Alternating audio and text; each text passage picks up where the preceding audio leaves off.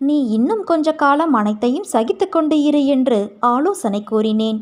ஆனால் நீயோ, அப்பா, எனக்கு இது எல்லாம் சாத்தியப்படாது, நிச்சயமாக ஒரு மாற்றம் வந்தாக வேண்டும், நான் அனுபவித்து வரும் இந்த நிலை மாறியே ஆக வேண்டும், நான் ஜெயித்த பிறகுதான் உன்னை நெருங்குவேன், அதுவரை எனக்கு நீ கண்டிப்பாக உதவித்தான் ஆக வேண்டும் என்று கட்டளை போடுகிறாய். என் செல்ல குழந்தையே, அதுவும் சரிதான். நிச்சயமாக உன்னை நான் தாங்குவேன்.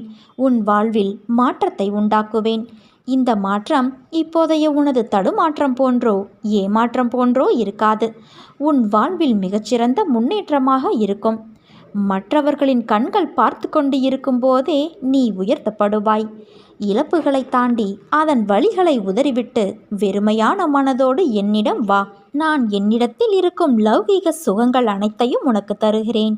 இதோடு ஆன்மீக சுகத்தையும் சேர்த்து வழங்குவேன். உன்னை நான்